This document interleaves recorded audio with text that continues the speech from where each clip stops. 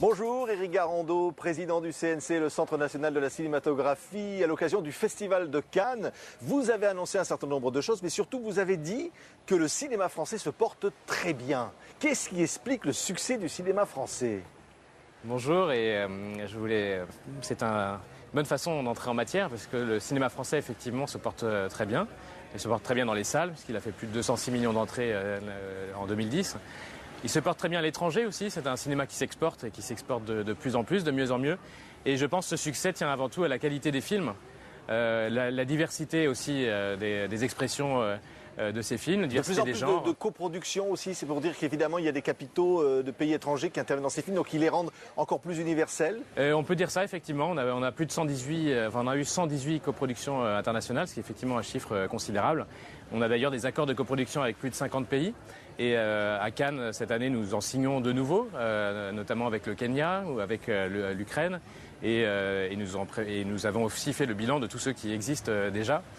Donc c'est vrai que c'est ce système français qui est à la fois protecteur, c'est-à-dire qu'on encourage la création, y compris par des financements publics significatifs.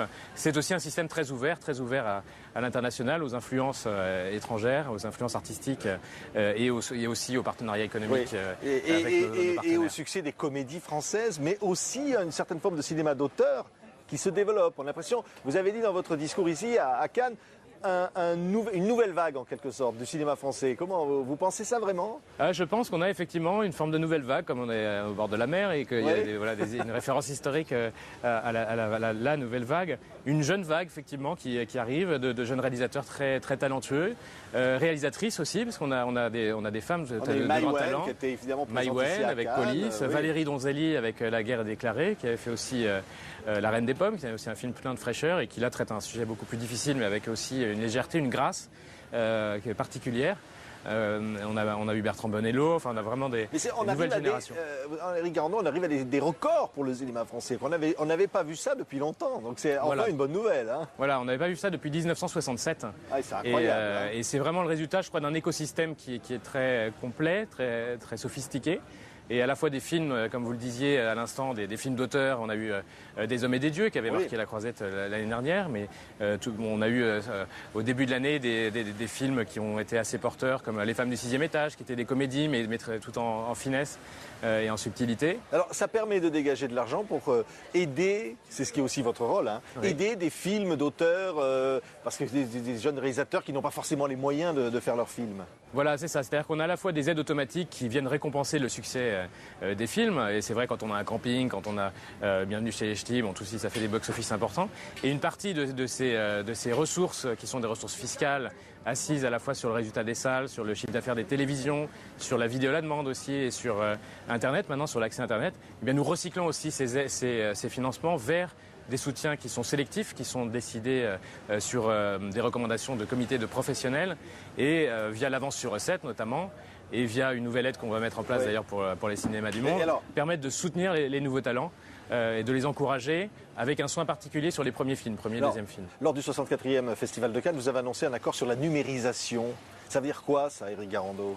Alors la numérisation des œuvres, puisque l'an dernier nous parlions de la numérisation des salles. Si on numérise les salles, si on construit des réseaux Internet à très haut débit, si on a des multiplications de chaînes de télévision, c'est évidemment pour diffuser des œuvres. Et à la fois, on encourage la création, comme je disais, la plus contemporaine, la plus innovante, la plus interactive maintenant avec les nouveaux médias.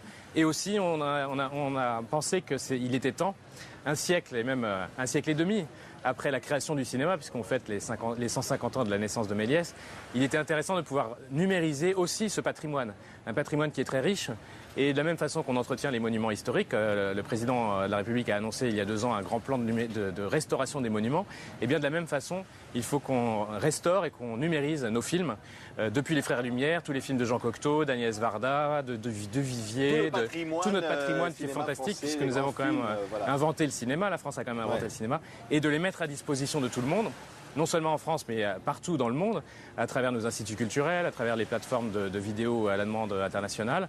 Et c'est à Cannes que nous avons voulu annoncer, avec les équipes du Grand Emprunt, enfin des investissements d'avenir, un mécanisme qui sera à la fois un mécanisme pour les films un peu porteurs, ceux qui ont une rentabilité commerciale, et puis un autre dispositif qui sera financé par le CNC pour l'ensemble du répertoire qui a moins de rentabilité, mais qui a une valeur culturelle importante, comme les films muets, les films en noir et blanc.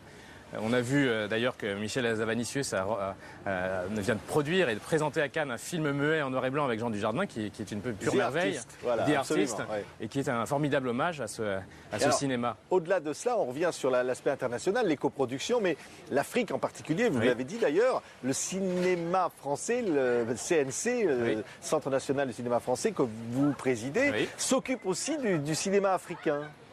Voilà. D'une certaine façon. Oui, tout à fait. Non, mais c'est vraiment fidèle à nos traditions. On voyait avec le film de Woody Allen que la France, dans les années 20, dans les années 1920, accueillait des artistes du monde entier.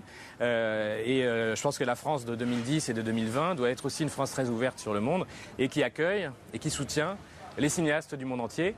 On a la chance d'avoir ce dispositif et c'est généreux et c'est dans nos missions, dans nos traditions de soutenir ces autres cinématographies. Je dirais aussi, c'est dans notre intérêt égoïste aussi de pouvoir profiter de ces talents qui sont dans le monde entier pour pouvoir nous régénérer nos histoires à raconter. Il y avait le Fonds Sud. Alors il y a le Fonds Sud. Ça va disparaître. Alors le Fonds Sud qui a un succès magnifique, qui est effectivement des films qui sont ensuite primés dans les festivals. Et tous les Africains, mais aussi les Américains d'Amérique du Sud, d'Asie, du Cambodge, partout se réjouissent de ce financement supplémentaire qui a été apporté pour qu'ils puissent réaliser leurs films.